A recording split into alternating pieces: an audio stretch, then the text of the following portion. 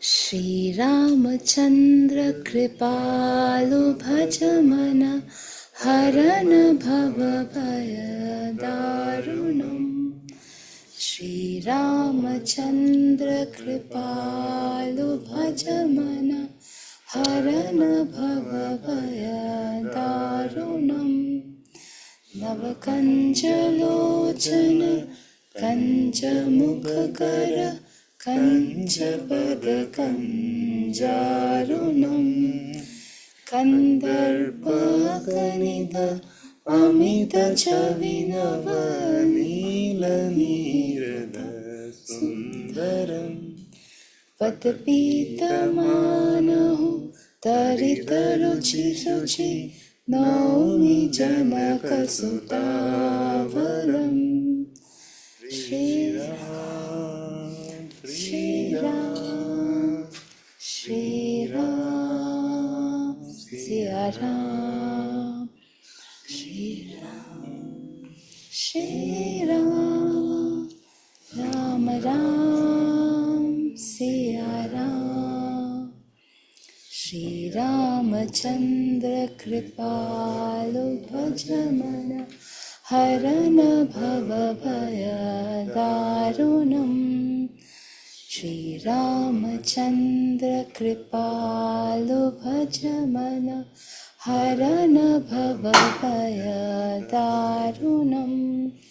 Navakanjalana Kanjamukhakara Kanjapadkanjarunam Kandarbhaganita Lamita Chavinava Nila Sundaram Patapitamaanaho Taritaruchi Suchi Naumi Janakasudavaram.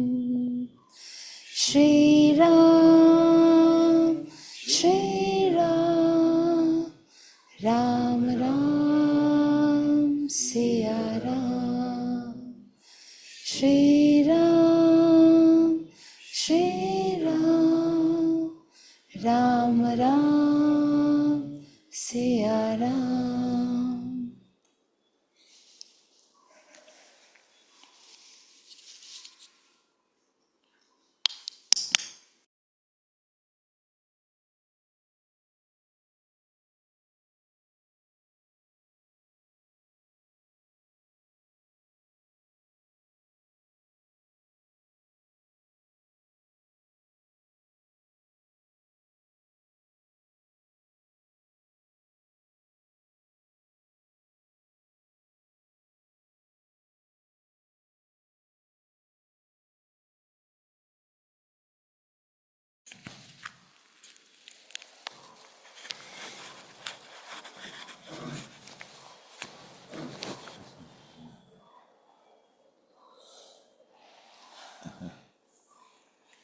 Okay, how am I sounding? I'm sounding good. Robot Satsang today.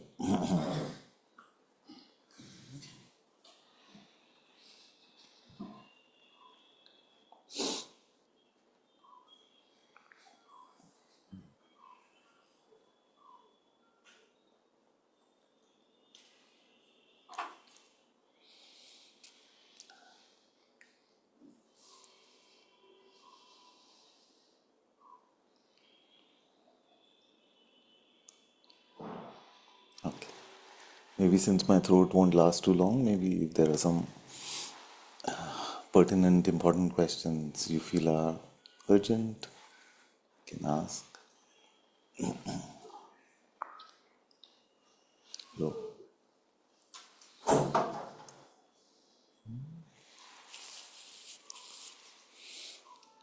It can last for some time, don't it? When will you go? Huh? Like that? 1 hour.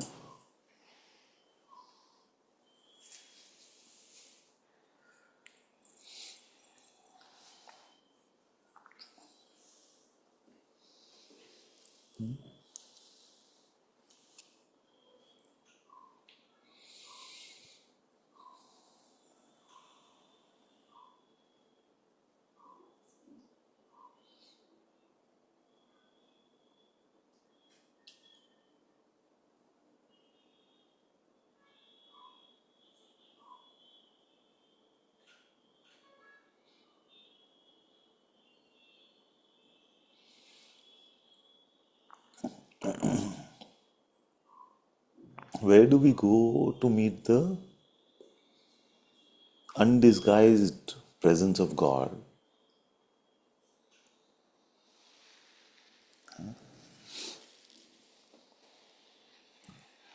If you go to the world, then you will meet God in the disguise of Maya.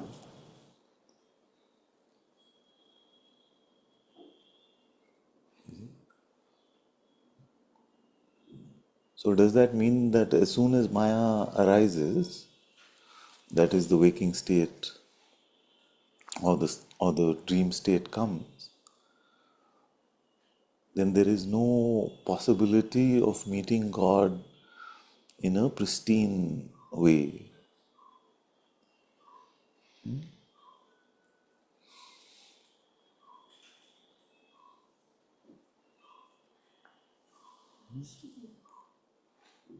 Where do we go for that?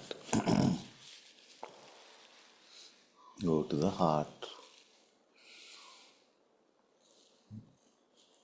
Everything is God. Everything is God. But in phenomenal clothes, it seems like God is playing a game with us. And that game is called the Leela. You see? Then, when the me comes, when we buy into the thoughts about the me, then that harmless Leela actually turns into Maya. Then it becomes about me and the other.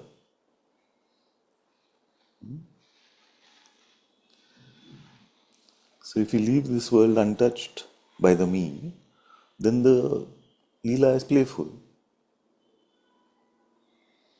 The play, it is called the play, literally. It is the play of God, Chiddavilasa.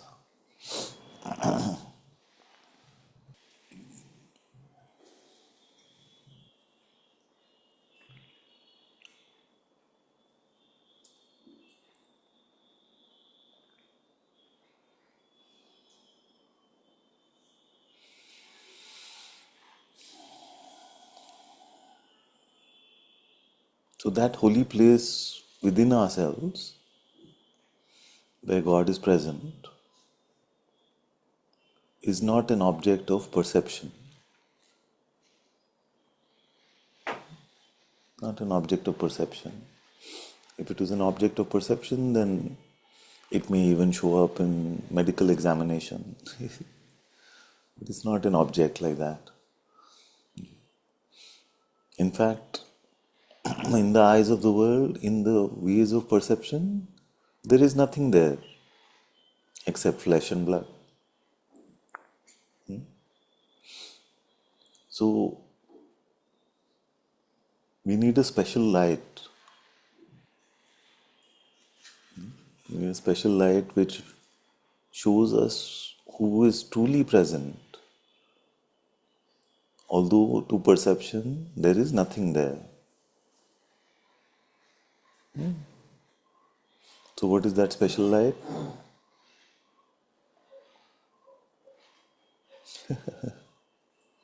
What is that special light? His presence. His presence, or the Guru. The true Guru is the one in the heart, the Atma in the heart. The Guru is called the bringer of light or the remover of darkness. You see? Now, what kind of light? Is it some technology? It's not light like this. It is a holy light in which we can see God's presence.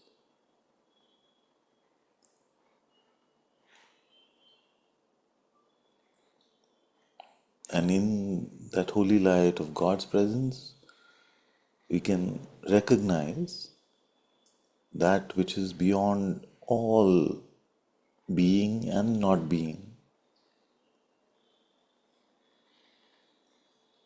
beyond all birth and death. beyond all darkness and light.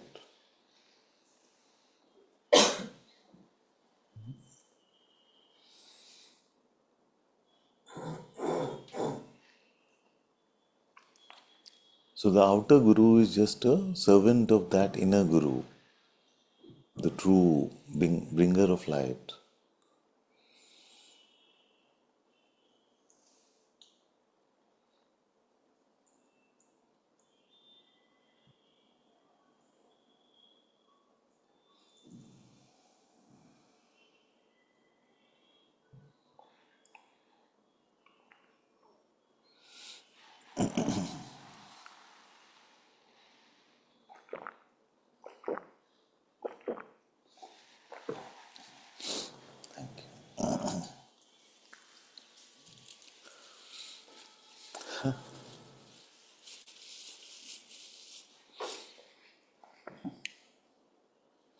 Why can't we, why do we have to make this distinction between the outer and inner guru?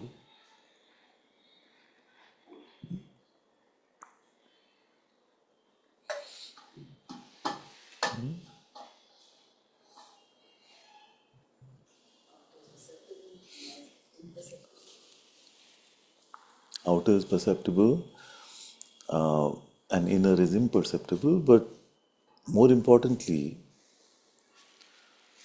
the outer can just send you to the right place to meet the true one.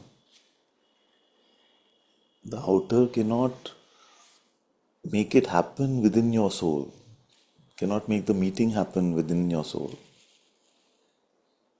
Nobody has that kind of power. If they did, then everyone would know. Every guru loves their disciple.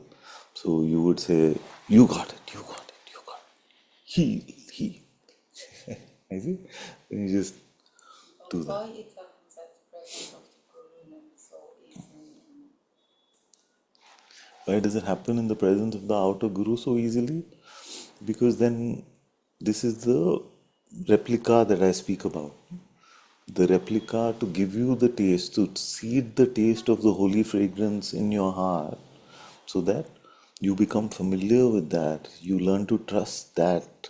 Because otherwise, without that replica, without that miniature meeting, we may get lost when we visit our insides. We may not know which scent to follow. So with Aslan also, first time it happens that you try to make him find it. But if he's not used to the smell, then he doesn't know how to search. So first you make him smell the treat, then he can find it. So in a way it is like that. So you get a smell of it, and once you learn to recognize the fragrance of it, then you can follow that same fragrance in your heart to its source, which is leading you to God's presence. Something very beautiful I heard Swami Ram Sukdas ji say. He said that it is said, and maybe it was Kabir ji who said, that if Guru and Gobind are both standing, you see, then whose feet will I touch first? And it is said that I will touch the Guru's feet because he is the one who showed me Govind. No? But he said that suppose that he or she doesn't show you Govind. The touching of the Guru's feet is first. If he shows you Govind, if he shows you Krishna, if he shows you the Lord in your heart, then he is worthy of that gratitude and reverence. You see? But without that, when the project ceases to be about God, then we have lost our way. Then we have lost our way. Now,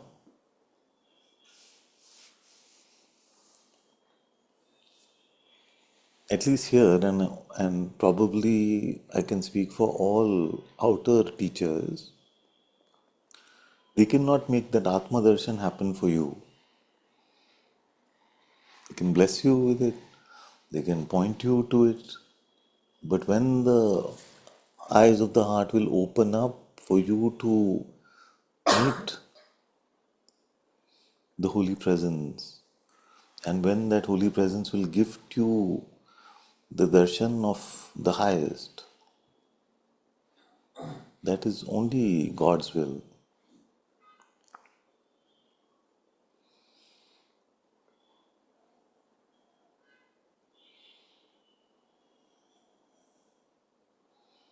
So he said that the Guru is the one who, in India, no, everywhere actually. So we just attended a big fat Indian wedding. Huh? So when the marriage happens, we weren't there for this part, of course, but when the marriage happens, then there is a priest which is making the marriage happen.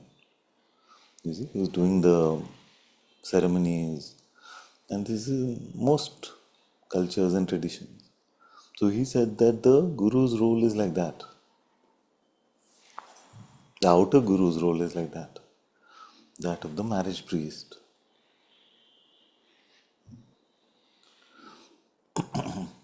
But the relationship that's being formed is between ourselves and God.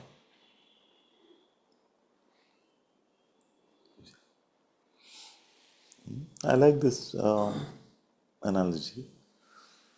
I like this analogy because sometimes we may feel like, but that is devaluing our teacher. It is not devaluing because without the priest, the wedding can't happen. You see? So it is more than sufficient value.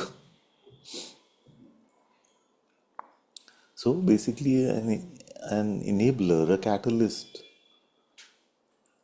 to help us walk on this path of holy matrimony, holy union of our soul with God.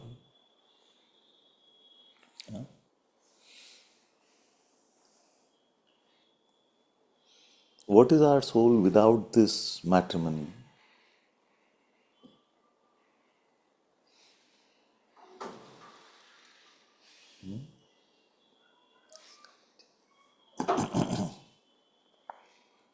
What are we without this matrimony?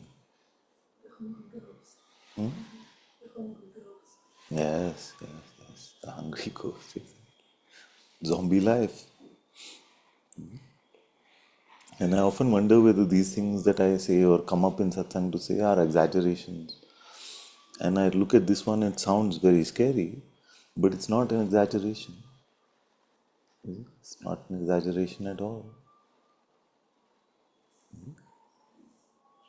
That what am I implying by it? I'm implying that true life hasn't actually sprouted in us. Because all we take is ourselves to be this flesh and blood worldly object, and we take the world, everything around us to be worldly phenomena, and we think that is the extent of what is. But the true life, which is beyond all of this, is not met.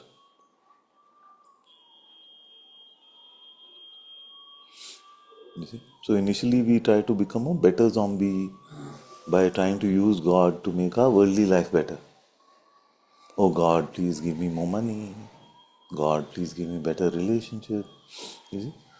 But all of these things are not about any reality, not about any true life.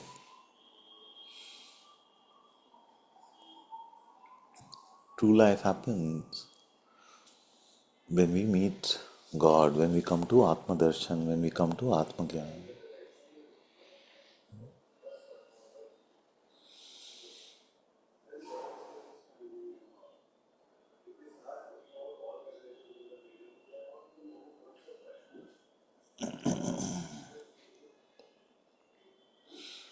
So we meet in satsang for this holy ceremony where this priest is sitting trying to get you married.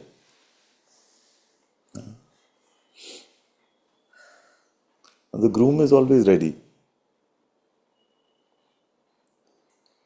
The groom is always ready. You may not believe that, but your faith tells you that.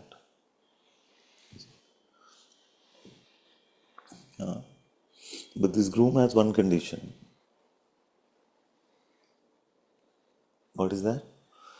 That you must love the groom more than the world. You must be interested in the groom more than the world. And not just in lip service.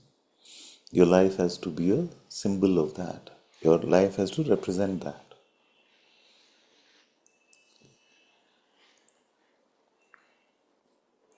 How can we represent that in our lives?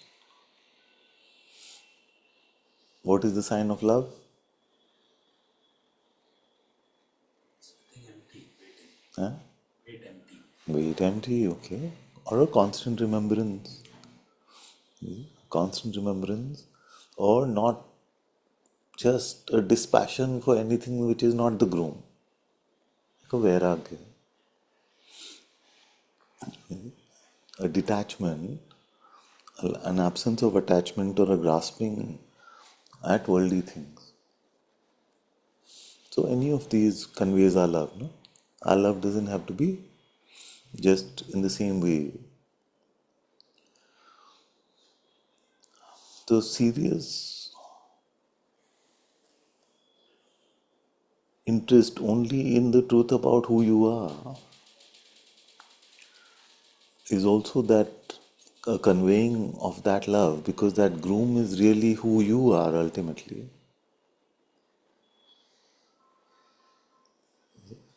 So our one-pointed endeavor to find out the reality of who I am is also conveying that same love. You see? So there are, how many ways are there to convey this love? Millions. And for each of one we will carve our own pathway.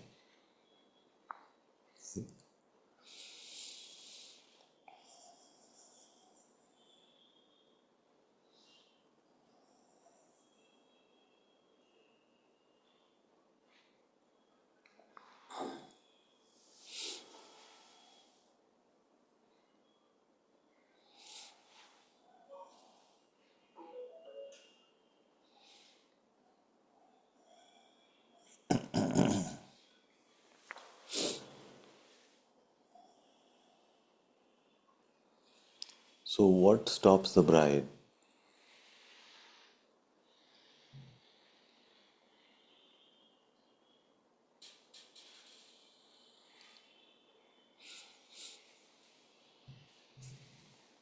Wanting only, Wanting, wanting God also is, that is trying to do it with my head. It took a long time for me to get to that. You say I'm trying to get it with the mind. yes. I thought any trying is trying with the mind. Yes. So wanting, let's look at this very closely. As long as we are wanting anything for me, it can get in the way. You see? Now when we say, I really want God, then that may do a cleanup operation first, which is to clean up, like I don't want worldly things, I don't want money, I don't want relationship, I don't want the best body, I don't want any of these things. I want God. So initially it may do that, but many times we are not able to let go of this me that wants God. You see, we want God for myself. You see, instead of offering, what is the sign of true love? You see, that I am yours. You see? And so that making that sincere offer that I belong to you, my heart is yours alone. You see? And then in faith you may recognize that He is also yours alone.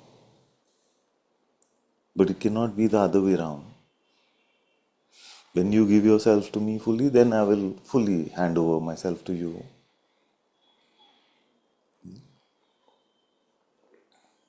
So we used to say earlier, not God for me, but me for God, or God for God's sake.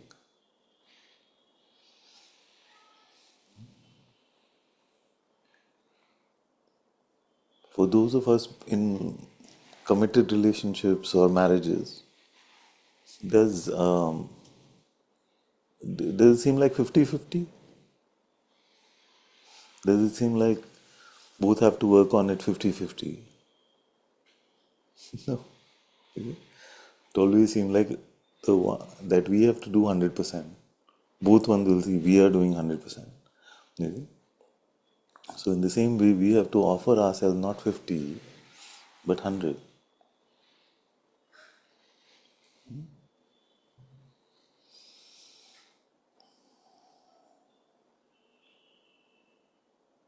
Are you willing to do this?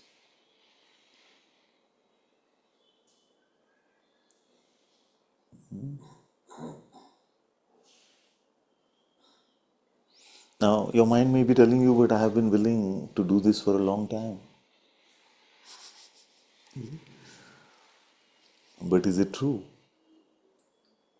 In the sense that now your love for another, your love for anything in the world, must be only because of your relationship with God. We took the example of the faithful husband. Yeah? So get everyone to get notebooks. So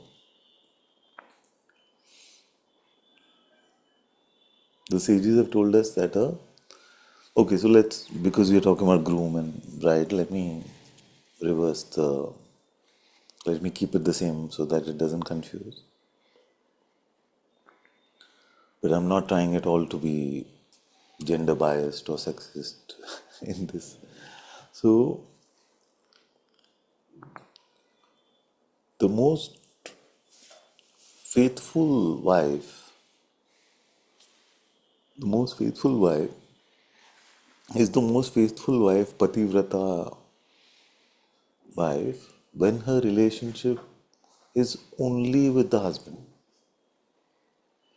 Yes?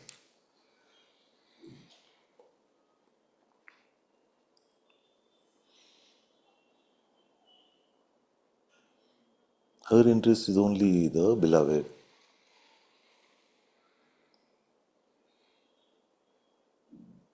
Now, almost at that same level of faithfulness is the wife who has other relationships, but they are because the husband is related to them. You see? So, she loves the husband's younger brother as younger brother. She loves the husband's parents as her parents. Now, is that the construct of our relationship with God?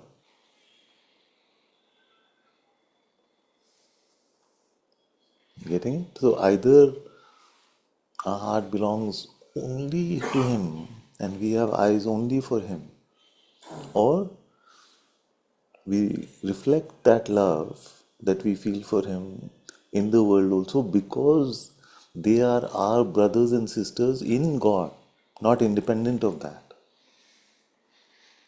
You see? And the Sangha, at least on paper, is the best way to represent that. You see? Because what is our relationship with each other? We are brothers and sisters in God. Now suppose that in God was taken away, wait as brothers and sisters. See? It's not something that will work out. You see? It's not something that works. Just doesn't work. You see? So Kierkegaard said, love is love only when it is about God.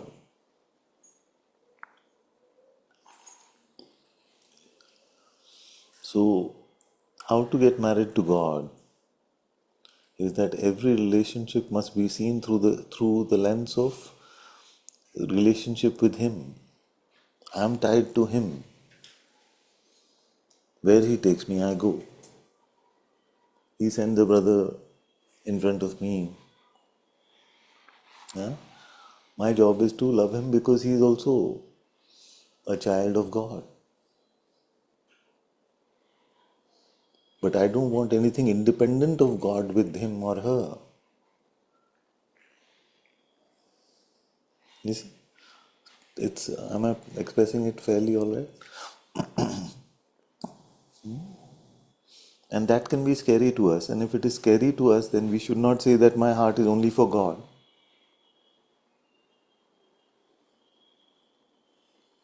You see? Then if we split our heart between Maya and God, then we are keeping the groom waiting. He is a patient groom, but we are running out of time. You see? Father, Yeah. what does it mean I don't want anything with him or her outside of God?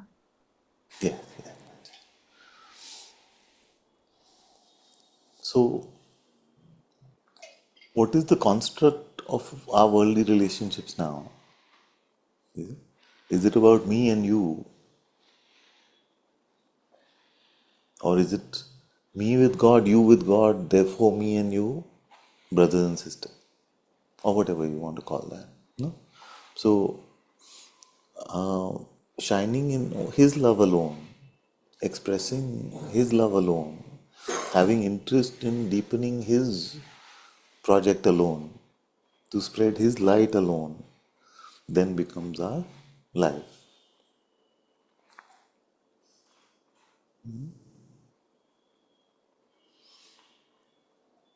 Scary?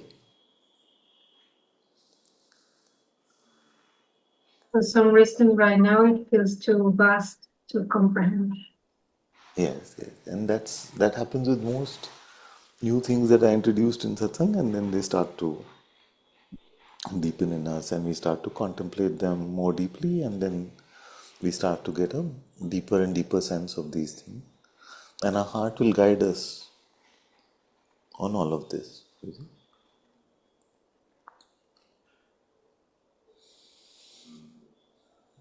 This is to be attempted only after the groom darshan is done. To be attempted? No, no. Why? It's just assumption until then. Huh? What is the assumption? Guru itself, himself, Yes. So, on assumption, you come to satsang thrice a week. Is it? Is it? Now, that may be true for, let's even say, how long have you been coming? 5 years. So you may say, okay, first 1 year I give it a chance. I'm just purely going on assumption. You see? Now, is it true for years 2 to 5? I mean, it could be, but it's highly unlikely that something in your heart is not already started to call you in, and following that heart call is not an assumption anymore. You see? Now you can't explain it or you can't express it or you can't say why it is happening. In fact, you said, I didn't want to come, but my bike took me to satsang. What is that? That is not bike. That is heart. You see? So is following the calling of the heart an assumption or is it faith? It seems to the mind hocus pocus. You see?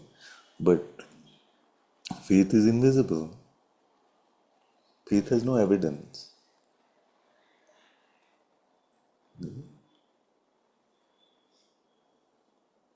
So without perceptible evidence, when we follow something that we may call a deeper calling, then we call that faith. So in that faith we do this work. In that faith we do this work, not on the basis of an assumption.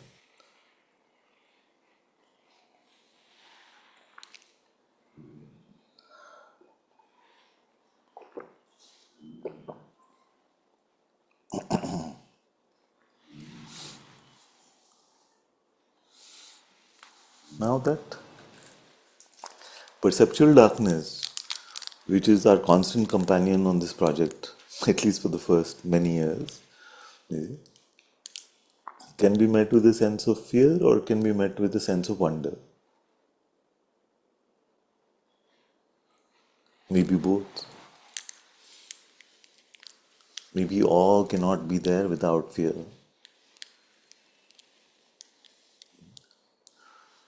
And also that it is risky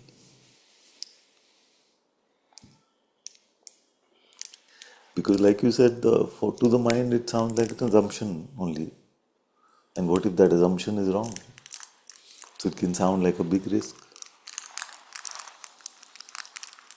How many versions it is perceptual darkness and we met the sense of Yes, because when you go inward, when you turn inwards, we meet perceptually when we come to the origin point of attention, which is the maximum we can turn inwards. Then what do you find there? When attention is returned to its womb, you find only perceptually darkness, isn't it? You're not seeing any fireworks. You see? And if you're seeing fireworks, you have to ask who witnesses that, you see? And go deeper within. So in that perceptual darkness, what do you make out of it? If you were to spend 60 years of your life just sitting at that holy doorway, but you are not calling it a holy doorway yet. You see? I'm saying that is the holy doorway where you wait, the temple of God, the door to God's temple. But when we are there, we are not seeing any door there because perceptually it is empty. Or it's not empty, it's dark. Meeting this? Yeah. Now, can we really sit here, that holy place, if we have tied ourselves up to so many things in the world? Can't do it. Because the mind will say, what about this? What about that?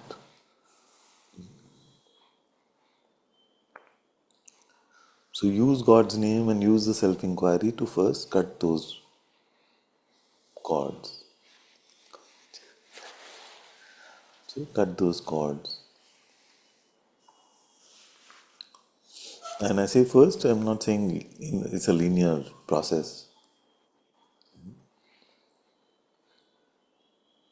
Our attempting to go meet God in our heart will give us the strength to cut those cords more, and cutting those cords more will bring us to God more.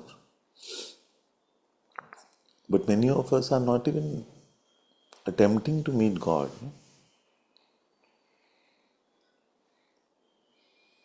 We're not doing the eating. If we're doing the cooking, so both cooking and eating.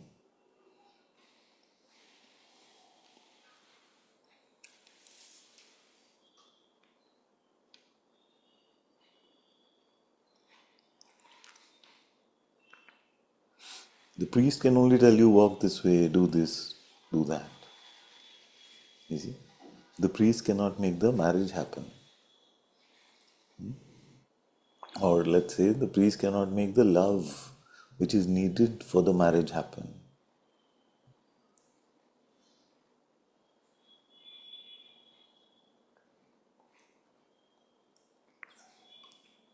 We have to cut the cords with Maya. We have to offer our heart to God.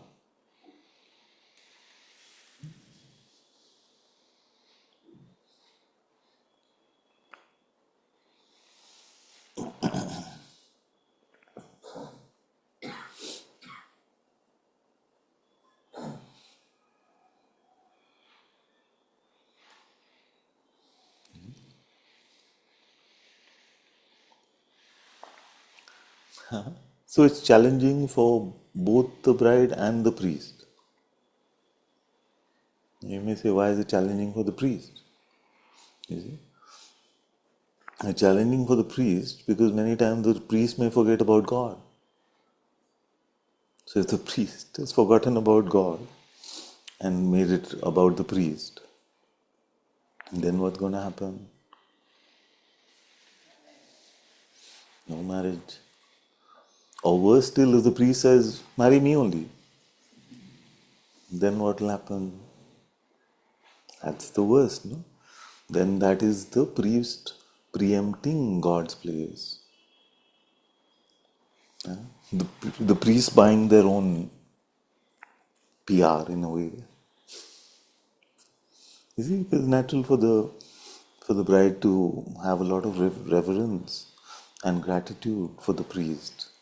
But if the priest starts to accept it for himself or herself, instead of remembering that he's just a priest offering it to God, it's a huge privilege to be the priest. It's a huge privilege. You see, but the ego is not happy with the hugest privilege. It wants bigger, no? Whatever it gets. So many times, and it is seen in the world often, that the priest then forgets about God and starts to make it about themselves.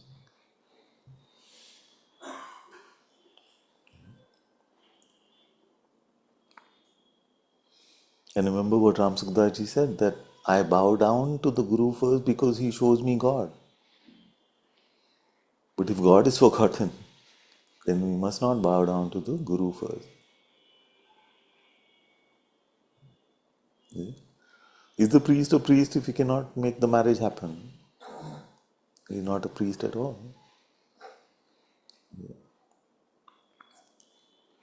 So what is the requirement for the priest? What is the requirement for priesthood?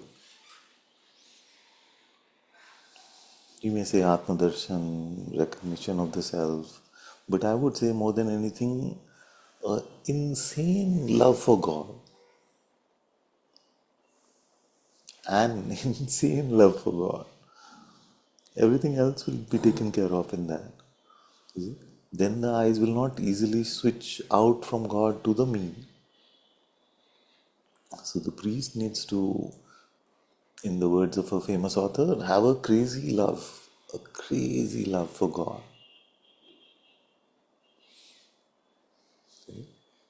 And I feel like without that, the sanctity of this process cannot be kept safe.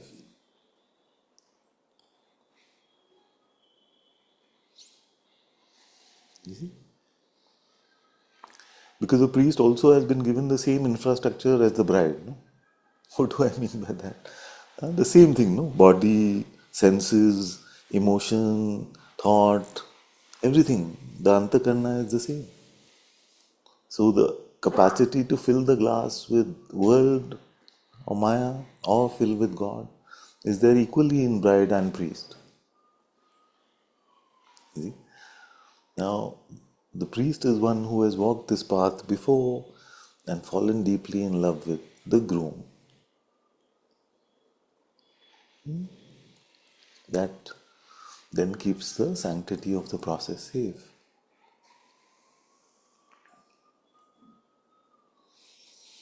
Because if your soul is not filled with the light of spirit, then what am I as your teacher doing?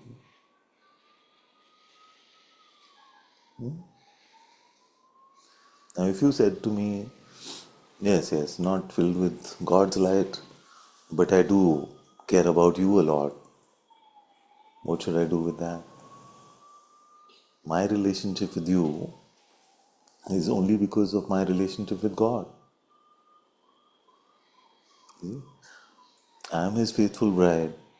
Now, if you say that you want to make a separate relationship with the bride has no interest in that. You see?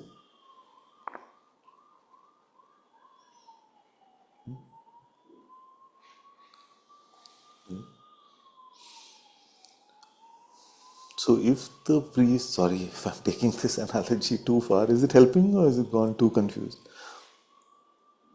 If the priest is to help the bride marry the groom, then the priest has to be himself, herself, a very faithful bride. That is the prerequisite.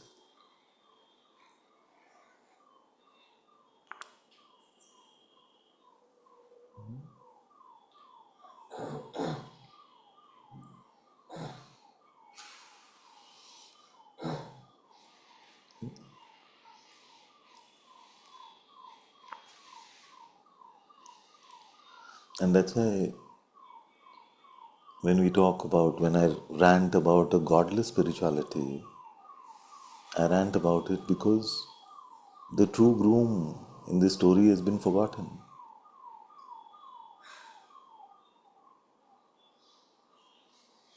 You see? So somebody asked Swami Ramsudaji that how is it that God allows all these teachers who end up making it all about themselves, either maliciously or just being stuck in pride. How is it that God allows them to become so popular?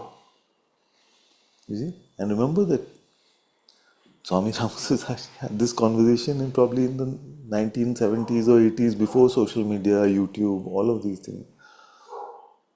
And Ramsudaji said that it is because of these things that this is called Kali Yuga, the age of darkness. So he says that if they did not become popular, then this would not be the age of darkness.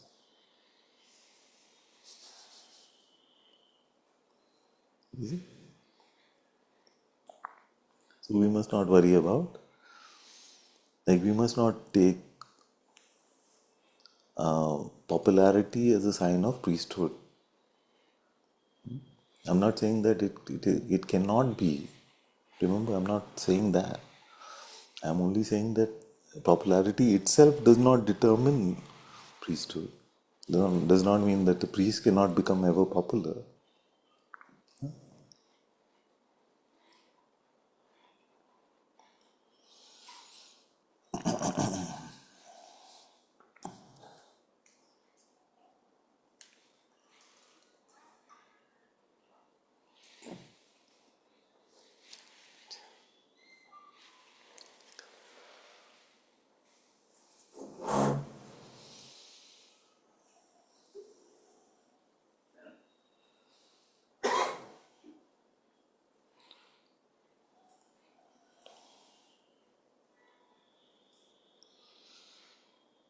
So the priest has set the holy light, alight.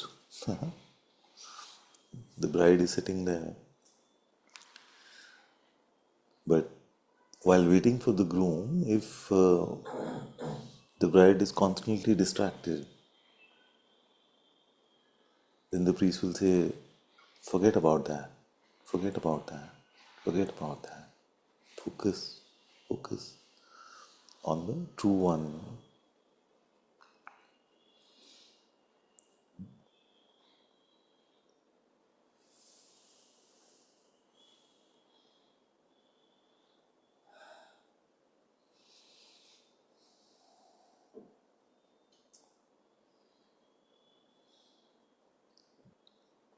Now, in most of these ceremonies, there is a competitive lover who arrives, isn't it? Isn't it? The bride is sitting on the mantap. What is mantap in English? Whatever, ceremonial space. And the priest is making all the mantras. Then, like a typical Indian movie, the lover shows up. Eh? Why you want to marry that one? I will give you what you want. I will keep you happy. Everything you could desire is with me. Who is that lover? That is Maya. So, this is what happens. Especially for those in satsang, this will come often in various forms. When I used to sit in satsang, then I would get the best sounding, in my mind, the best sounding business ideas. This, that's too much. Yeah. So these kind of distractions for everybody will come. Okay? Now remember that what may be most attractive for the bride is to be the groom.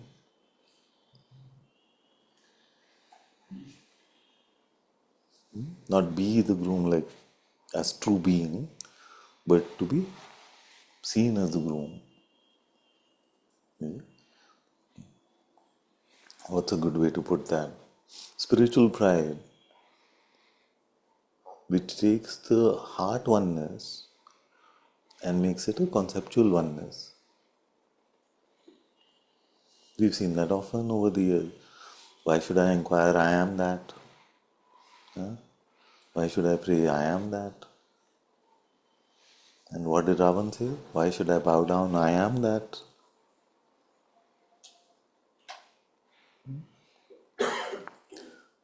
So when the bride says, for various things, one, I'm too frustrated, I'm trying to offer myself for so long, the groom is not coming, what should I do? Then somebody comes and tells her, but you are the groom. Is it a lie? It isn't a lie. Is it the truth yet? It isn't the truth. Is it? But imagine the relief that we find. Yeah? You're waiting for the groom. You're saying, I'm offering myself over and over. It seems difficult. It seems like a battle, like the Mahabharata every day between Maya and Atma. Every day. And someone comes and says, forget it. You are that. Huh? So, now this conversation could be the conversation between Janak and Ashtavakra. So Janak, upon hearing I am that, fell into his heart and came to Atma Darshan and saw that his reality is that.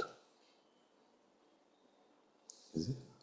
Or this conversation could be taken mentally. I am that. Kadang. This is very important distinction. I am that. Now talk to me. I have got it embedded in my head that I am that. Now, you see?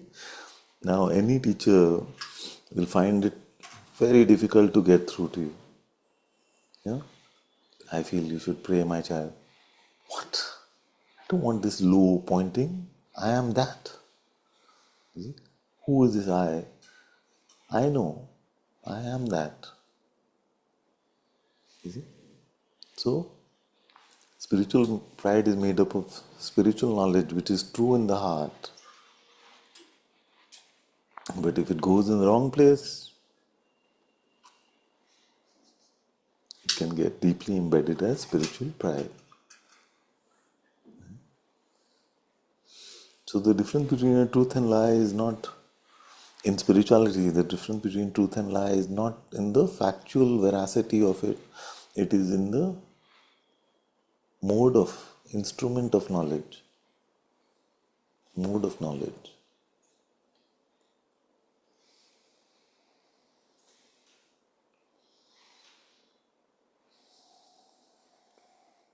And if you want to see this affliction, go to any chai shop in Tiruvannamalai. If you wait for half a day or something, you'll at least come across one or a few who have this affliction, or at least they used to. When I used to go. Yeah. But you can sense the fear and the need to convince, which are not signs of thatness. Those are signs of safety in numbers. If I can convince 100 people that I am that, then maybe I will also start to believe that more as a deeper conviction. And that's why it's important to constantly make the distinction between belief and faith.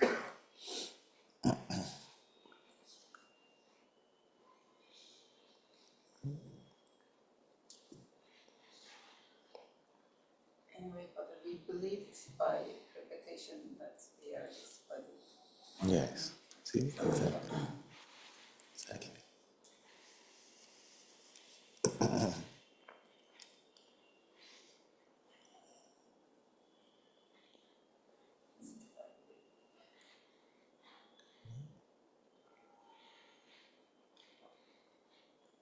Father, that risk will always be there, no? Head and heart. There's no foolproof way to. That is the risk. The risk will always be there.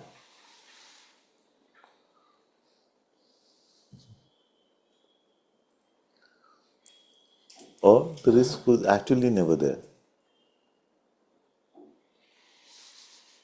What is the risk? To live this whole life as a zombie is the only risk. Yeah, now, what will seem risky to the zombie, it will constantly seem risky to his zombiness. Because that's all we know at that point. All we know is a zombie life, like in Plato's cave. All we know is the life of the shadows. Now somebody says, go and see in the sun, your life is very different. See, but that sounds very risky because what happened to my life as a shadow? Isn't it? Now, the feeling of risk is always about the shadow life. The other side, conceptual, making about me. All that is the shadow life. No? Who is the me? The shadow, no?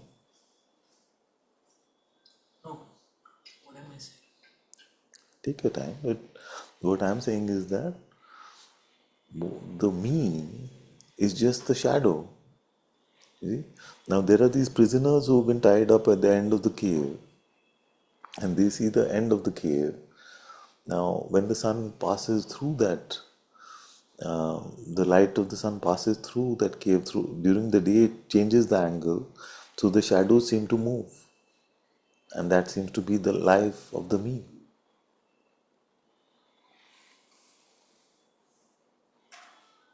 You see? So this me, the spiritual path of walking towards the mouth of the cave and coming into the sun itself, can sound like a risky project. You see? So how to retain the life as we knew it and yet come to the truth? Can't do it. That's why it's always going to be risky. For the presumed me, I'm asking the third lover, the other one, can come dressed the as the Maya. groom, Maya. Yes, And that risk will always be there. yes, You absolutely. have to take that risk and somehow trust that the true groom will take care. Yes. And if by God's grace, if we have the right priest with us, then he can keep telling us, no, this is the wrong one. You should leave. I'm not going to get this marriage, let this marriage happen. Wedding is continuous process, or Which one? is marriage or wedding is continuous process, or it's expected to get concluded? If it is the sweetest thing, and it was ever sweetening, ever deepening, would we want the conclusion or we want, what would we want?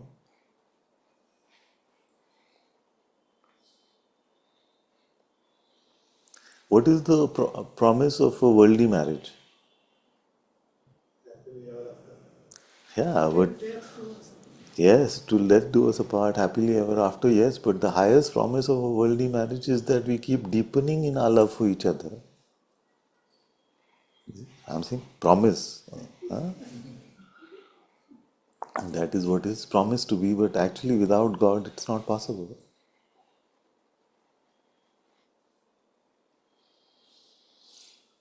Because if there is Two zombies, how much will they deepen in love for each other? I am this flesh bucket, you are that flesh bucket. Once the allure of the flesh is gone, then what's going to happen? So without a deeper insight, that ever deepening love is not possible.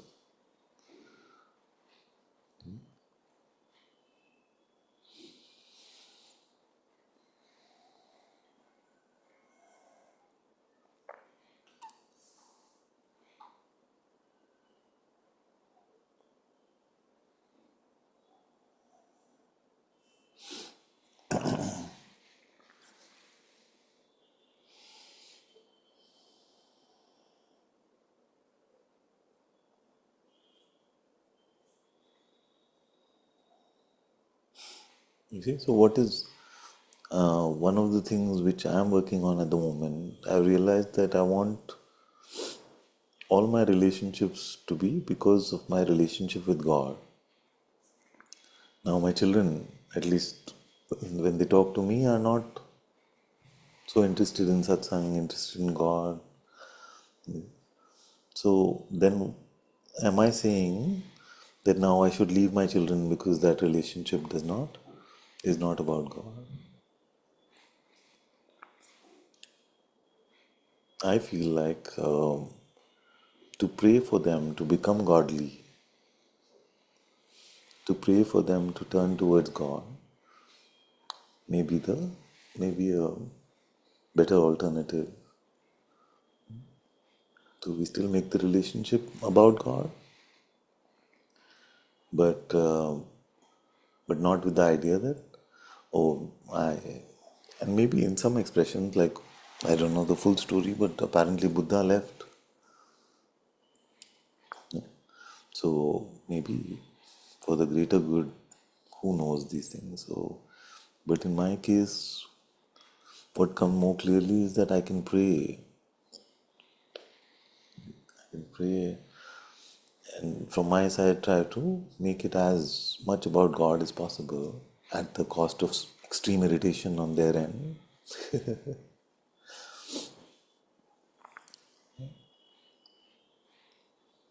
So, with our brothers and sisters, for those of us, especially in householder lives, I would offer this to pray for our parents, brothers and sisters, wives, children.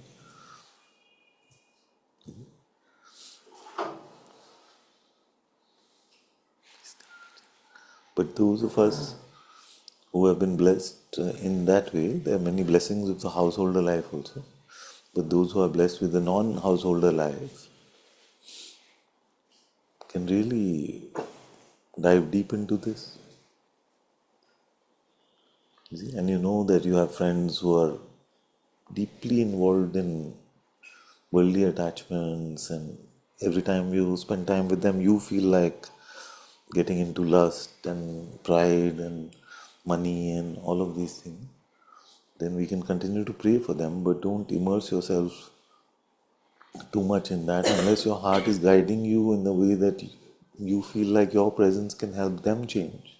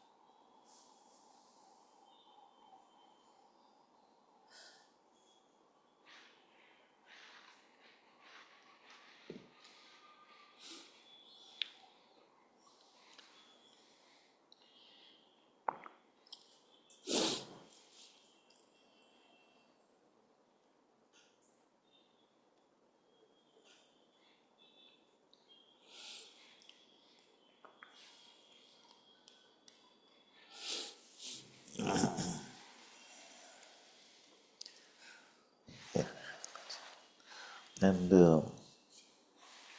he did. Oh,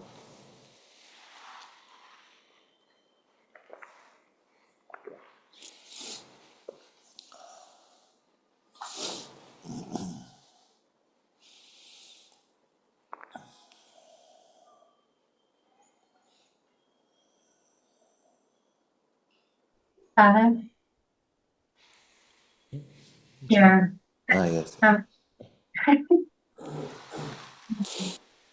can you give Yeah. can you give an example maybe about what you're talking about now? Say again, Macha. Okay. Can you maybe give an example about what you're talking about? Example of what I'm talking about. Which part? Yes, The relationship? relationships and making it about God. And, Yeah, yeah. Yeah. So I'm saying that in worldly relationships, there are those relationships which are deeply, where we are deeply bound in them, like we are parents or we are children. So I'm not proposing anything drastic and say leave everyone who's not interested in God. I'm just saying that we must pray for them and may God bring them to the end of their zombie life. And we must never, the idea is not to go and tell them, don't you know you're stuck in a zombie life and I'm the only one full of light, you're so zombie-like. That is not the idea. But just to pray, bless their heart with the light of spirit,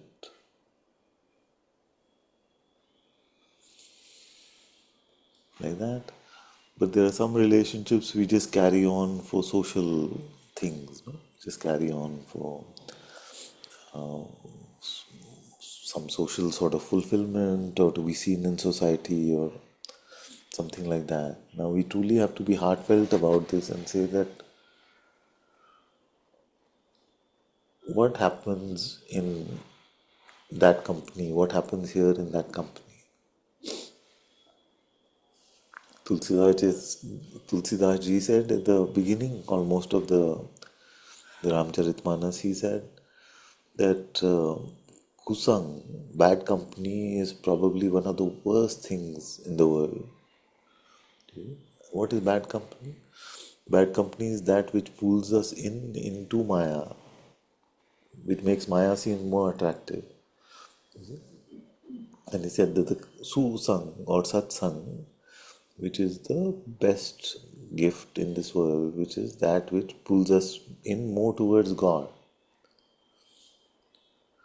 Now, in this case, I'm not saying at all that we must leave all that makes us worldly. I'm saying that many times we have to enter the world to make a difference in the world. So, if you feel like with your friend there's an opportunity to talk about God, you can open them up to God, then that's very good. But if you feel like it's constantly pulling you into Maya, then really evaluate in your heart whether that relationship is worth your spending time on. Because both the light of Atma and the life of a zombie, both are contagious. You see? yeah. Sometimes that's the poke or the trigger here that I realized maybe with like back with my sister last week, and I think that maybe there is a desire within that God will prevail in every interaction, and that I feel in some circumstances where the other one is louder with Yeah. my, Yeah. and it's like yeah, literally louder. That I fail at at making this space fully available for God, to make it about God in those circumstances, because resistance comes to the ways of the others when they are just too much for me. I don't know if that was clear. Yes, yes. Yes, this is true. I felt that there was a bit of suffering there, a little bit, because it's hard for silence to prevail over noise when Yes. God feels shaky, like it does here. Sometimes I feel like yeah. Yes, my child. Do you feel like somewhere we are making a level distinction between being able to convince a brother or sister in words or praying for them in our heart? See what I mean? That Yes. do we feel Yes. like I feel like sometimes it can feel more instant that I wish they just understood me and I can just talk to them, they understand and they go, yes, I have been in a zombie life, I'm going to turn around. You see, and those Uh, things happen, but they happen very rarely. yeah. But the power of prayer, you see, in our heart to just pray for the brother or sister can be much more powerful at times. Why I'm saying at times is because otherwise I don't want us to chicken out by just saying, okay, I can only pray for them, I can never talk. That's not true, also. But Yeah. we have to be heartfelt about it.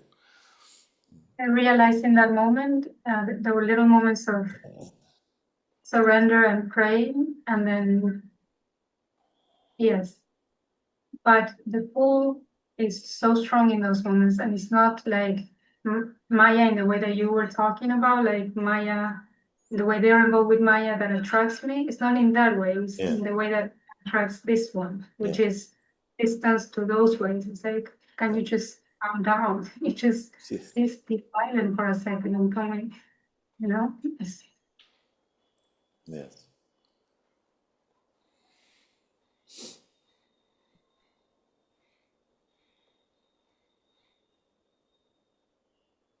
I don't say those things. I just mm, mm.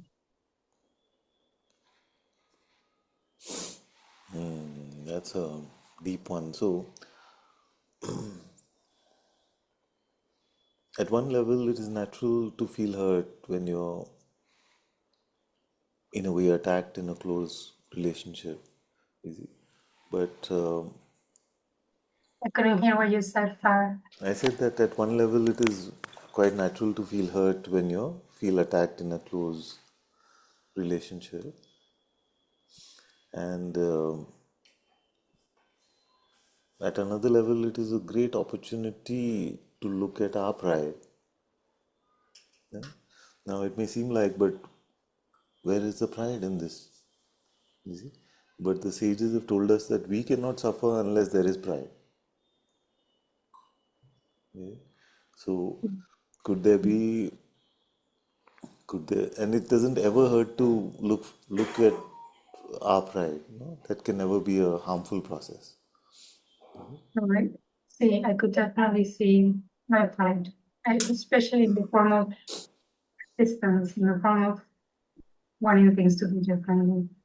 Yes, wanting things to be our way. Yeah, how we think they are Yeah. better, be better. Yeah, And actually wanting things to be just, yeah, wanting it to be fair. yes, absolutely. You see? Now that one line has really helped me in my life, which is leave justice to God. Mm-hmm. I feel like as all teachers of God, as future teachers of God, which all those who are coming to God's light will be, we must know that He is very merciful and we can safely leave all justice to Him.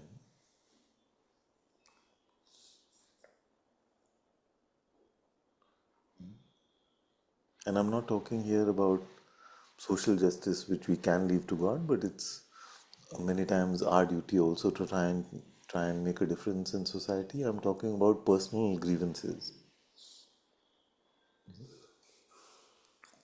like personal grievances, especially because they block our love.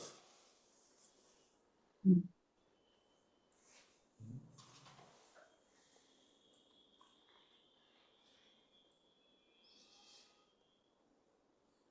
Yeah.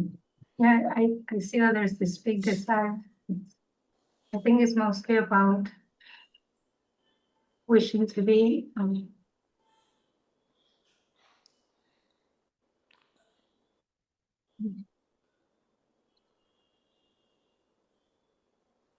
Is she older sister or younger sister? If you don't mind my asking. she's 10 years older, but 10 yeah, years she's older.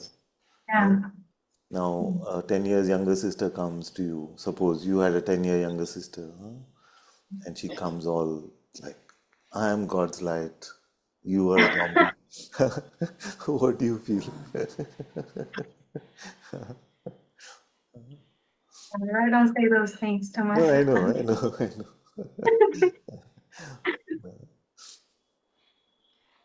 So we just have to be vigilant to any of that, any sort of pride being coming up in our from our side, and then pride is also an attachment to my knowledge of how I think things should be now. I'm attached to what the relationship should look like. I'm attached to how she should behave with me. I'm attached to all of these things. And to know all of these things without really knowing any of this is pride. I think the biggest one is wanting to serve God in those moments and feeling like I'm paying, Ah, cha. feeling like I'm carried away by How do you know you fail?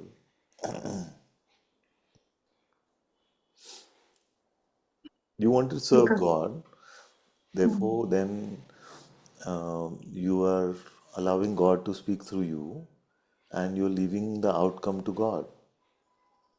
Is that service to God? come again. How do we serve God? Like serving Um, God is like sharing satsang, isn't it? That you allow God to speak through this instrument and then leave the outcome, what happens to Him alone, because the instrument cannot control any outcome. So, at what point do you suffer, or do you feel like you're failing? because I'm seeing how because I'm seeing how in those where God is strong, silence prevails over the noise. And in my case, with, for example, my sister, it definitely does not apply. I see. So, I feel somewhere. Okay, let's walk through this slowly, all right? I'm not trying to And hurt you at all.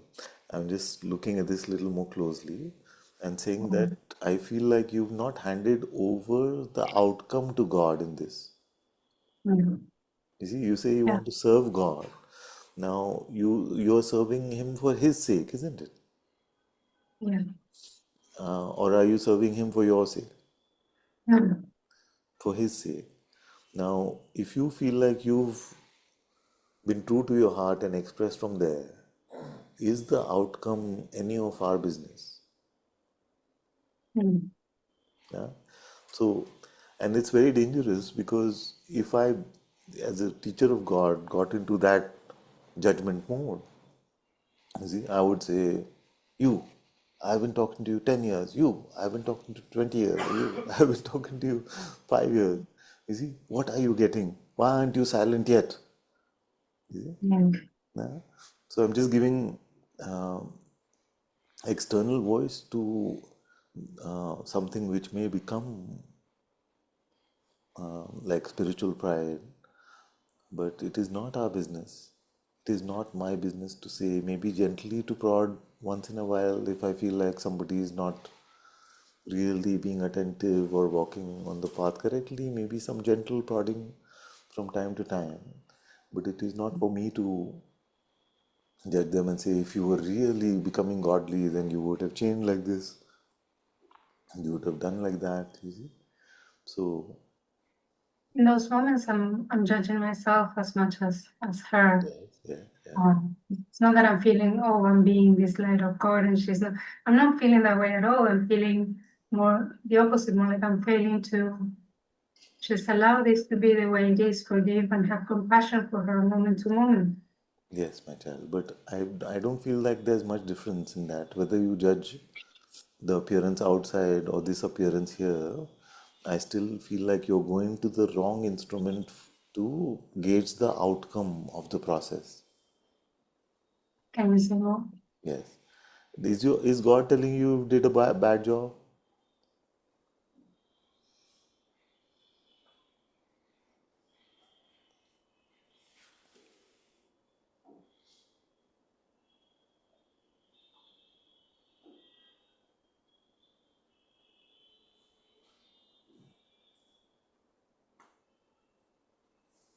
I don't know. It felt like a test that I failed.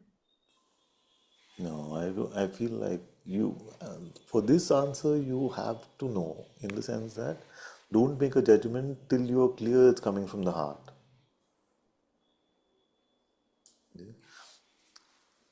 Let me create some distance for you from this so you can look. Suppose that there are now how many 34 on Zoom and about let's say 20 in the room. So 54 of you. You see? Now, do you feel like I can find 54 reasons to beat myself up after this satsang is over?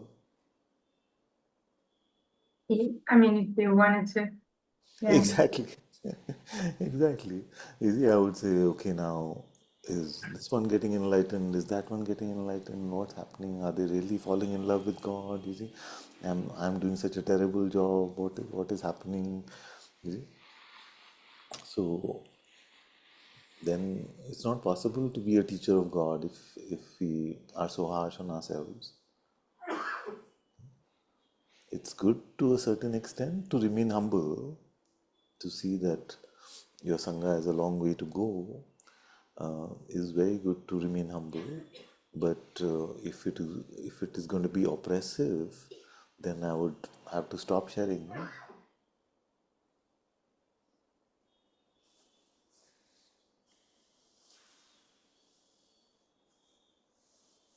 So what would your advice to me be?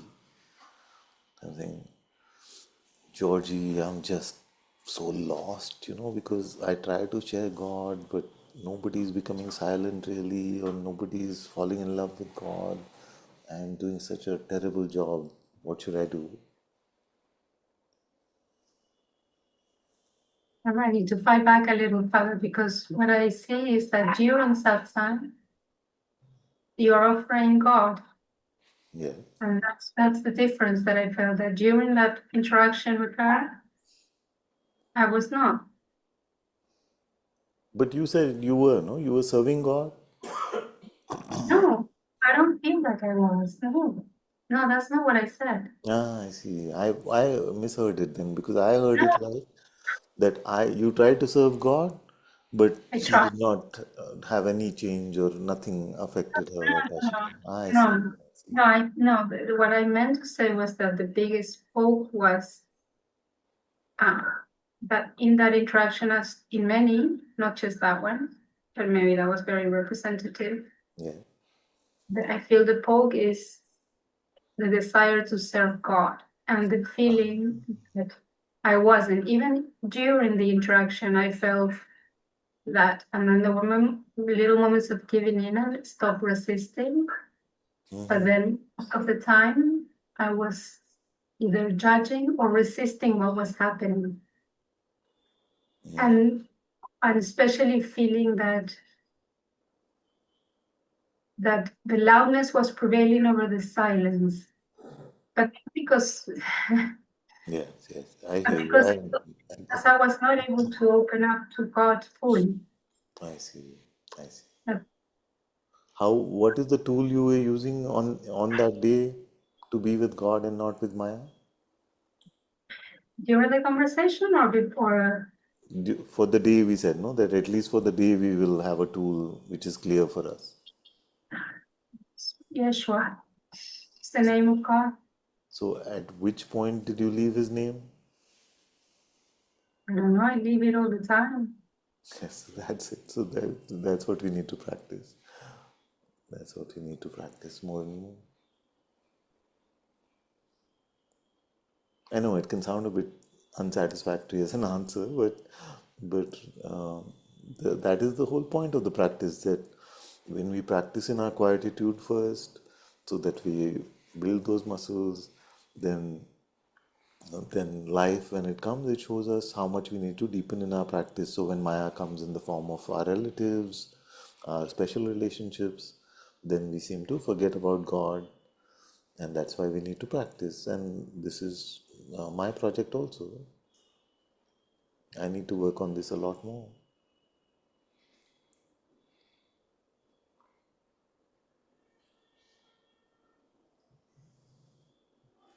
So don't look at it as a poke and as too much self-judgment. Just look at it as a reminder that I need to constantly be in his remembrance.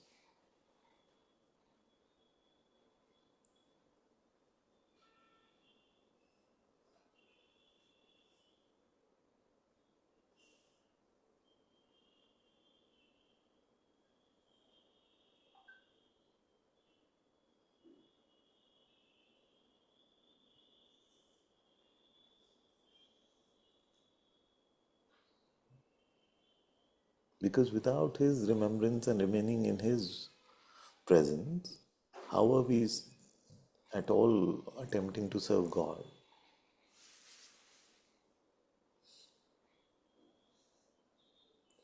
So, if what you're saying is that in with my these special relationships, I forget about God and get caught up in Maya, that's all our lives. We all have some special relationships like that, and we have to practice more.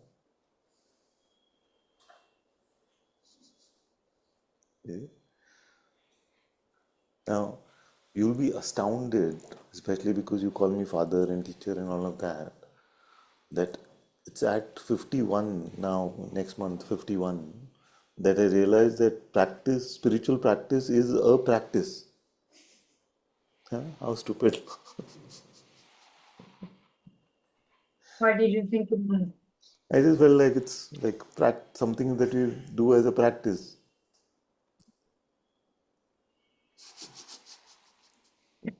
Why No, did you you know say what I mean?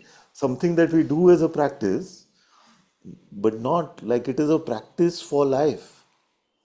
We are practicing so that we can live a life in God. I don't know if I've expressed it properly. And I'm sure I'm the only stupid one who didn't see that. So we're not doing a spiritual practice as a spiritual practice. You see, or at least as a spiritual practice alone. It is a practice for life. We are practicing life. Huh? It's like, why do we go to the gym? So that we can get better at the gym? No, we want to be able to live our life with a stronger body. That's why we go to the gym. Now, that's why it's called a spirit. When we call it a spiritual practice, it is so that we practice when Maya is really strong around us. We practice how we will continue to be by practicing in quietude, by practicing in focused prayer. Then we execute in day-to-day life. You see, by continuing our practice. Father, what about moments where the name of God seems like nothing? There are moments where I feel a little bit possessed by something and I feel that saying the name is nothing. Is mechanical, is purely conceptual, like that? Yeah, Yeah, nothing. I don't know what God is. I don't know what this name yeah, is. I don't know nothing. yeah. Like I can feel I lost my connection with God, even dualistically. Yes. The good thing is that the name of God is like fire. Is like fire. Now, if you uh, burn the fire with reverence, it burns. If you burn the fire just as an accident, it burns. If you just burn the fire, it still burns. So, I'm making it too simplistic, of course, but even if it feels like the best I can do at this moment is just to say Ram, Ram, Ram, Ram, Ram, very mechanically and dead, it's still a million times better than not saying it. It's after the episode with my sister, I spent almost like a day and a half in a very, Yeah, I felt obsessed state really, where I couldn't find my connection, yeah. So even my just, devotion or my desire for God. yeah. The power of Maya is exhausted every time we take God's name. Exhausted, not fully, but definitely exhausted even if we take God's name mechanically.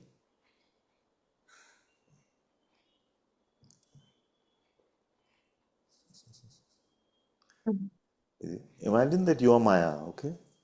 Yeah, you are Maya, and you want to just take over. You want to take over. But And actually, even as Maya, you know who's the real boss. Okay? You know that he is the real boss. So you're trying to take over, and I'm just Ram, Ram, Ram, Ram. Maybe just very casually also Ram, Ram. And I'm not saying we must do it as casually as possible. We must do it in as heartfelt a way as possible. But if that at that point it's very mechanical, then even then, as Maya, you will worry that your boss is being called. You see, you better be careful. Am I making it too simplistic? no, okay. I liked reading a bit of that book, Screw Tape Letters. Is Yeah, that what it's called? yeah, Because then you see the side of the devil and how exhausting it must be, and it feels like it cannot win. It's so clear that the devil cannot win. It's always fighting to try to, but it cannot win. because the good news is that the truth will prevail. No? Yeah, it makes it very clear that the truth will prevail. Yeah. Very good. Now imagine if Screwtape or one of his minions had to meet someone who's constantly going Jesus, Jesus, or Yeshua, Yeshua, Yeshua. It's not going to make it easier for them.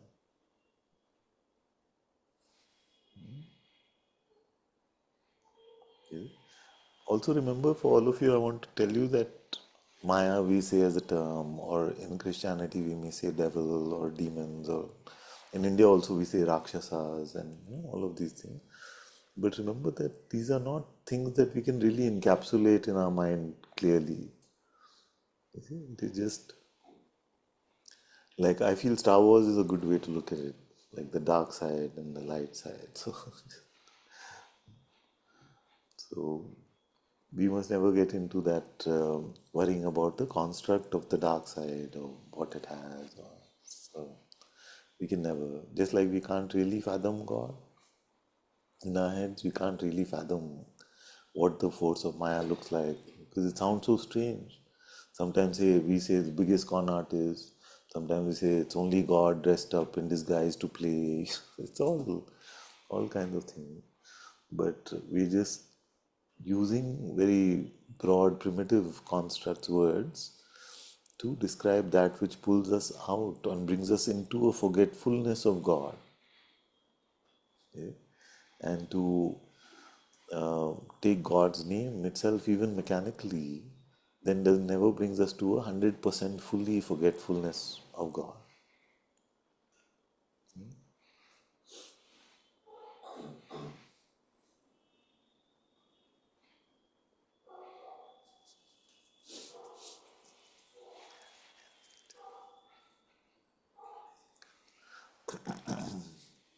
Thank you. Okay, let's go to Parth and then to Mukti. I want to say something. Can I? Say it. What do you feel? Father, Hi, Amelia. One second. There's an urgent message coming. Yes. Yeah. What do you feel like calling off satsang today? So we Calling can, yes, calling off, off. not for now. So we can have satsang also Wednesday, so you can rest. Yes. What do you feel? It's good. We'll call also. Soon or now? I want to hear just what they have, Sure. and if it's not Whatever you feel. too strong, I'll request them to postpone to Wednesday. Thank you. Thank you. So I know it takes some courage to even do that, so thank you for that. Okay, let's go to Parth. Oh, sorry. Wanted to take a blessing before. Namaste, Father. Namaste, my dear. When is the wedding? In 3 days, so 18, 19. Yeah, 19th. Oh, wonderful, wonderful. Yeah, give me strength to surrender. All yes, yes. Now you better. Now you better. So all my blessings, all my love to both of you. And surprisingly, we use the wedding metaphor throughout the satsang today. Yeah, I was listening to that. Very good. May God bless you both so much. Fill your lives with love, peace, joy, and more deepening love for God. Know that if you only worry about the construct of your relationship, then at some point it'll become stale. Mm. But if you both grow in God's love together, you'll come closer and closer. Actually, I had been wondering, and it was bothering me since a long time. Like, what would you do if your wife thinks all this is a cult and Yeah. not really something that God would want you to do? Like, I don't know how to explain it. Yes, my dear. Yes, my dear. That's a very good question. And so, what you can tell her is that, She feels satsang to be more like a cult than yeah. something. Yeah. So, what is the basic definition of a cult? A cult is one which is driven by fear. What is the definition of a sangha? A sangha is one that is driven by love. Mm. Now, when she meets Parth and Shama, does she feel like they have love or they have fear? So that's what you can ask her. Well, actually, she feels left out when all of us are together Ah, because. acha, acha. You see, but that's not. That's just because it's like a. She feels like it's a club that she's not part of, which is Yeah, not such a yeah, dangerous. It's yes, not such a dangerous situation.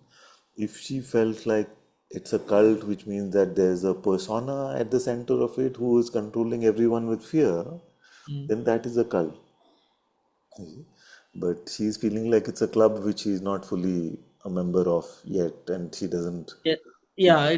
It's both actually. Yeah, Like, I had, not about you, but we had discussed about doing programs at Isha Yoga Center. yeah, And at that time, she told me that it feels more like a cult than anything spiritual. Like, yeah, basically, someone who is alive, and for you to think he's godlike, yeah, for her, it is like, like saints and all. She does not really believe in that. She thinks that, yeah, okay, God is there. Yeah, like she's not an atheist or something. She does not think that there is not anyone looking at us. It is not like that. yeah. But this practices and everything, yeah, that is not her cup of tea. Now, after you've said this, I feel like I'm on her camp more actually. Because today's satsang was about that, a lot was about that, isn't it? That what is the role of the external teacher? The external teacher's role is not to take the groom's job for themselves. The external teacher is like the priest. So the priest's job is to get the marriage to happen between the Antakarna and between the Atma, so that the Antakarna can shine in the Atma's light. But if the priest starts to say, मैं ही दूल्हा हूँ मुझसे ही शादी कर लो, तो problem है ना? Mm. Yeah? So, so tell her that I'm agreeing with her actually. And I'm not saying about anyone else. I'm not saying make a judgment about any other teacher. I'm just saying that Yeah. if she feels like there are teachers in the world who are trying to embody or personify a body mind entity as God and something specially godly, then Mm. I don't agree with that either. But then, without seeking for help, or like, how are you supposed to walk the path if you do not believe in the guide? Yeah, that's why you have to trust the pandit, trust the priest. But the priest is not Bhagwan. Yeah.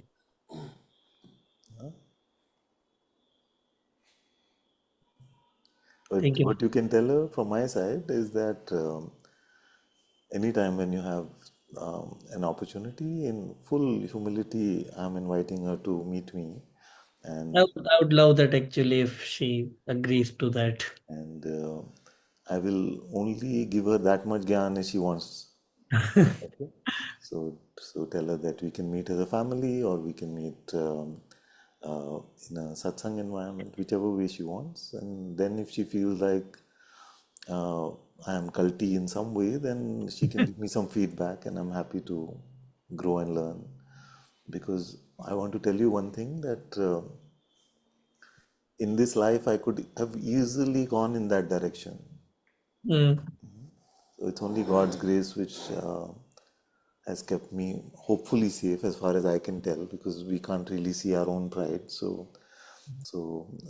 hopefully God's grace has kept us safe and the Sangha safe, where I feel like there is more love, and it is not driven by fear so much. Mhm. So she's very welcome to explore. She's very welcome to have a casual chat if she wants. And then if she has some concerns, I'm happy to learn from my mistakes also. No, sure, sure. I would love that if it happens. Shama is here. Really. Very good. Hello. Hello. All set? Yes. Getting ready for the wedding. Very good, my child. Bless you. Bless. Thank you, Father. Bless all three of you so much. All my love.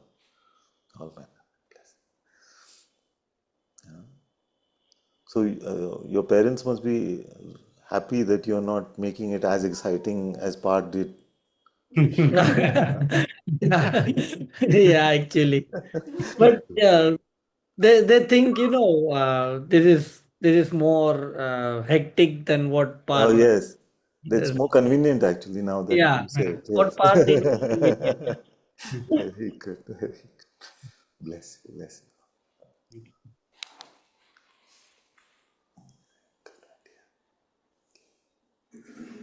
Okay, let's go to Sergeant first.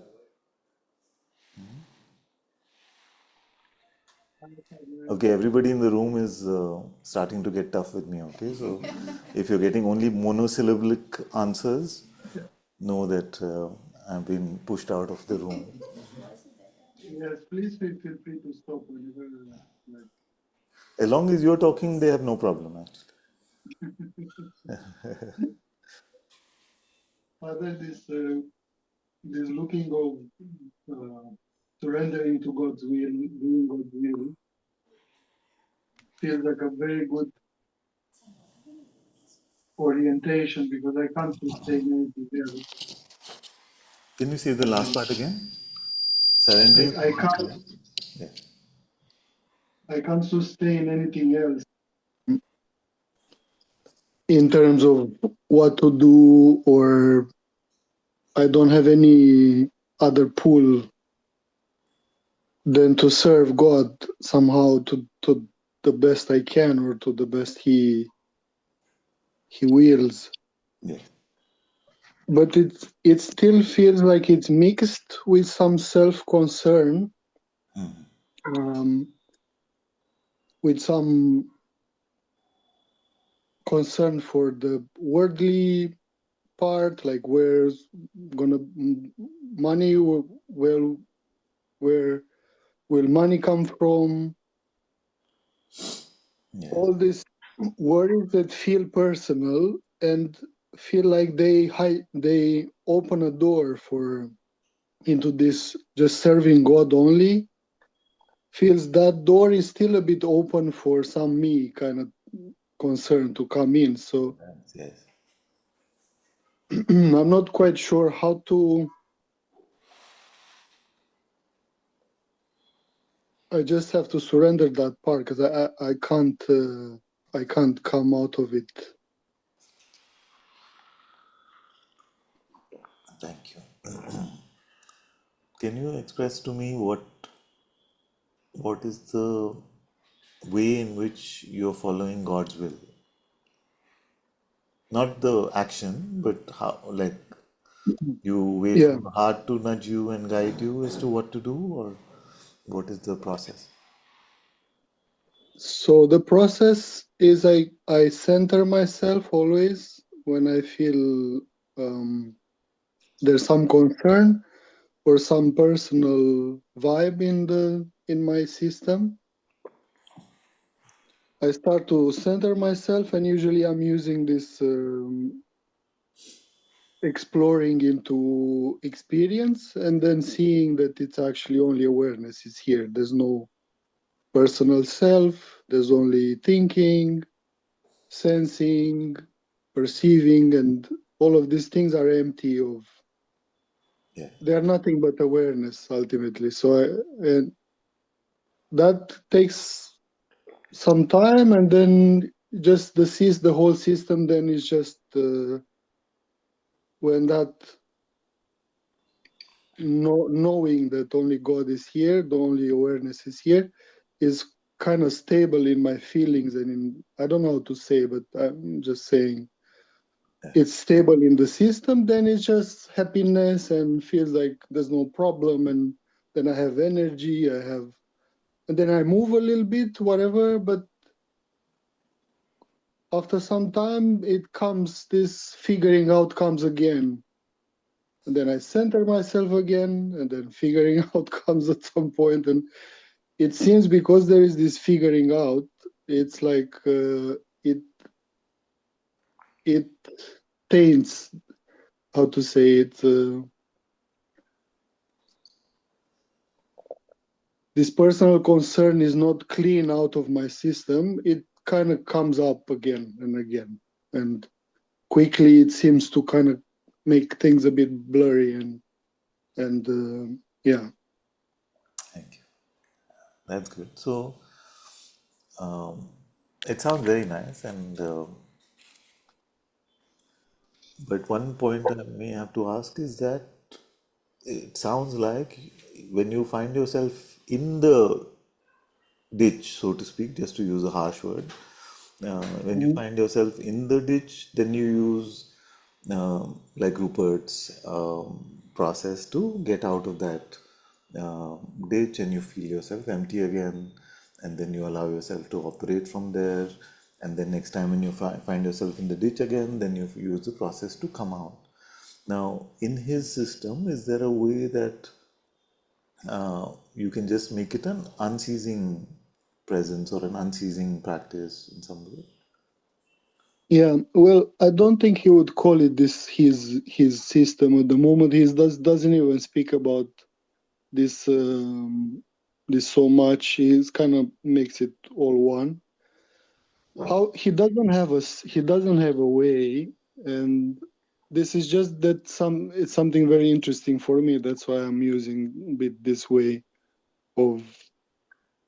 But how he puts it is says that the difference between meditation and everyday life starts to fade, starts to be one thing because awareness just is, and by being you, you always are, no matter what's happening. So then you don't lose touch Yeah, that's good. with that being and being aware. That's But good. he doesn't have a practice or something specific for that. This is just my. The way you're using it, it's fine. Yeah, yeah. That's fine. That's how we're supposed to. Otherwise, what would we do? We would have to use it in some way. So,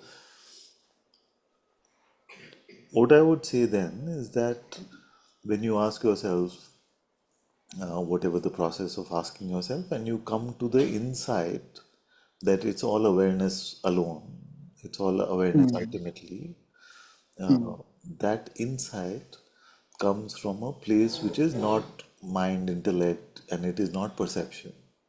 You see? Yes. So Yeah.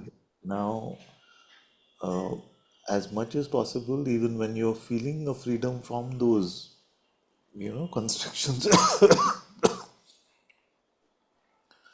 then stay in that uh, place. And it's not a place, of course, just where you come to that insight from. You see? Now remain there, or as Bhagwan would say, abide in that. So as you abide in that, then it does not, because this seems a bit like, little bit from my side, it seems a bit like whiplash. You see, you come out of the thing, the worldly construct, and then you remember that you're awareness, and then and then you fall back in, and you come out. You see, so I would say that, and I would agree with Rupert on that, that it becomes more and more just the regularness of our life is lived as that itself. When we continue to Mm. remain in that way, you see. So, do you find yourself, as I would call it in my terminology, do you find yourself remaining with the true instrument even after you're out of all those personal dimensions, or? I feel it permeates my day, this orientation. It's not just like a backup when I feel bad. It feels it's there, but I still don't have I don't seem to have a clear direction on what to do. And I feel the mind is just there getting that. Or I do have some feelings, some something that comes that feels that they come from inspiration or from love. Yeah. But there's doubt. Then it's like no, but then it's like Guruji is here and this and then that, and then feel okay. Then be only with Guruji here, focus. No, but then it doesn't feel true enough, and so it just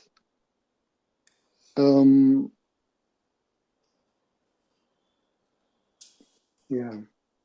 Some figuring out, some mind is getting involved. That's basically it. That's Thank you for sharing that. And that's why I said that at least for the day, I feel we must have a sense of when Maya, mind, me is attacking, what is the immediate fallback? You see? What is the immediate fallback? Maybe just a reminder that I am that. If you're used to practicing that, and you fall into your heart and you see from there that you are not the body, you are not the mind, you're not the world, that you are that, then that could be the fallback. Let me create a simple picture for you. So suppose that you've fallen on the ground, you see. Now, like a bird, you've fallen on the ground. You see? So the bird then uses everything in its power to start to fly. So it goes flap, flap, flap, flap, flap, flap, flap. You see? And then it starts to fly, and that initial flapping gives it a fair amount of momentum. So it goes like that, then it falls again. What I'm suggesting is that use that initial momentum, but once you're in flight, also flap once gently, flap twice gently, so that you yes, don't yes, come go. You it's not that bouncy for you. You see. yes. So all the tools are available to you. You have so much good advice. Just see what you want to, what you naturally gravitate to in your heart, so that once that initial flapping gives you the momentum to leave the personal gravity, then what is Yeah. it that can keep you out of that on a regular basis, so you don't fall fly, because that can seem too hectic. Yes. Yes. Yes. I'm using also the ADS. I'm using it more and more actually, and it's very beautiful. But this kind of fall, because awareness doesn't fall. It's not possible. In the fall is the system, my mind and emotions still functioning on the old way of, although everything is crystal clear in terms of there's nothing hidden in the way of, not that I've seen everything in that is possible to be seen, but the core, the essence is not questionable. So in spite of that, it's almost illogically mind and feelings still behave on another operating system from the past. That is the whole game. What you defined is the construct of the whole game between the Atma and Maya, isn't it? That nothing has really happened to Nirguna Brahman. Nothing can ever happen. So, from that construct, then we never need to flap at all because we are that. You see? But in our experience, we find that on our inside, whether you call it the soul, you call it Antakarna, whatever you want to call it, has the capacity to attach to worldly belief system, mind's narratives about who we are, and has the capacity to identify itself to be just a body mind and not awareness. And this is the problem that the sages have dealt with and given us solutions as to now not to attach to these narratives, whether it is to look and to conclude that awareness alone is, or to say not this, not this, not this, or to ask who am I, or to stay with God's name, whatever it is, to snap us out of that capacity to take ourselves to be limited. You see? Now, so we cannot say that, oh, when I was in the ditch, then I needed to flap because something happened to awareness then. But later, I never need to flap because nothing happened to awareness then. So, Yes, if yes, we yes, need it when we yes, are in the ditch, we can also use it when we are in flight. yes, yes. No, there is no problem in that. So, Yeah, that's my simple advice to you that use it, of course, when we are fallen, when we all forget and we have to use it. And then when we are throughout, even when the person is not feeling very oppressive or strong, just keep following yeah. regularly so that then it's not so much of a roller coaster experience. Thank you for that. That's I'm gonna apply this as much as I can. But just one more thing about this, what can because there's this. See, his throat is as bad as mine, so you can't. Doesn't sound urgent. Oh, no. Okay, I'm actually being pushed out of the room, I guess. So Okay, okay, we okay, do this okay. on Wednesday. I hope this was helpful for you. And It was. Thank you, Father. Thank you.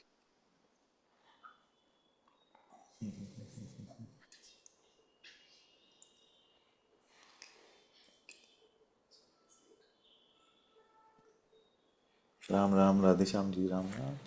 And Mukti, you're good, Macha. कैसे आप? वैसे बस गले का हालत खराब है, बाकी सब अच्छा है. Can you hear me? Yes, Macha, you're good. Ananta-Ji, I had a story running in my mind, and I wanted to get like your insight on like, cause you've been married for like a lot of years, and I feel like I could get like advice from you. So basically, I was on the train with my partner, and he was playing his music out loud. I'm getting blushed right now as I'm saying this, and him and this woman, they locked eyes for like a split second, and I almost lost my mind, bro. Like, I was like, what is going on? Why are they smiling at each other? Like, I almost lost it. I threw my cup on the floor. I was like mad and like this jealousy. I never got like that before. So it was like a new experience for me because I've never been that type of way with like anybody, like fighting energy. Like, I've never really had that in me. I've always been in my satsang, my spiritual studies, and it was like very new. Like I never gotten like that about anyone before. Like this jealousy feeling and stuff like that. I don't know. So it was weird. Yeah. Anyway, that's just a story, but like it was really like something that a new conditioning that arose from me that I've never really like had it in me before. But like literally, I've been with my partner now for like 4 years. We're going on 4 years, and that means something, right? Like love is real. Like love exists. Like it's not just like fake Hollywood movies. Like you know what I mean? Like love is real. You know what I mean? It's like I know that energy probably comes from the ego, where like it's me and mine, like me and mine energy, like this belongs to me. But like I don't know, man. I really don't know. It's I a love you so much, Ananta Ji. You're valuable my father, my spiritual father. I love you. to. It sounds a very natural thing to happen in a relationship. So, firstly, don't beat yourself up about it. Secondly, just fall more and more in love with God, and then what will happen is that that love for God will all love is for God ultimately. It just reflects in human relationships. Sorry, my dad is speaking, so it's like I'm No, trying to hear your voice, and then my dad is talking to the dogs. It's like a lot of commotion in the between, mornings, you know? between two fathers now. Yeah. So just love God more and more. And if something happens for a split second, can you really blame someone for that? You know, if it is something more persistent, then we can say, why did you do that? But if it just in the moment something happened, then it's nothing. What does it mean? If somebody's eyes lock for a second, nothing. Don't make. This is kind of a personal story, and I don't want to get too much into stories. I know stories are just stories, but like it really happened. My partner, he hit me in my eye, and you know how the law system is in the city. He got in trouble, and I went to the hospital because now we're going Nice. through like, sorry, a sort of separation process where like we can't be together because of the law till like next month, and you know it's a process now, but I still have a lot of love for him in my heart. Like, you know, it's like I really love you and I want to be with you. Like that's where I'm coming from. And I know like you're married, or your wife's name is Tina, right? Tina? Yeah. She's lovely. Like I don't know, man. I just love. Very, very good. Very good. I'm sending you I love both. you. Both. It's such a difficult situation. I feel you in my heart, and I'm sending both of you all my love, all my blessing. Thank you. Father, can I ask you one more thing? Mhm. What is it like in Bangalore, India, where you live at? Like, how's the environment? Do you like it over there, like to live and like? Cause I would like to go. I really like. It's in my bucket list to go see you and Muji. You know, in the physical. It's very nice. It's full of traffic, though. That's the only thing about Bangalore. Oh, okay, okay. As a city, we have beautiful weather. We have a fair amount of pollution and traffic, but besides that, it's very nice. Like New York City, man. I'm used to it. I get along just fine there, man. I've been to New York. It's you. You think New York traffic is bad and pollution is bad, but you haven't seen Bangalore yet. Okay, okay. I'm looking forward to seeing you one day. I really wanna make that happen. You know, in my heart. You're very, very welcome. You're very welcome. I love you so much, Father. I hope you feel better from your throat. You heard? I will. I hope you heal and your body heals nicely. Thank you, I man. love you. Love you, love you. Love you. Bless. Okay. I'm running, running.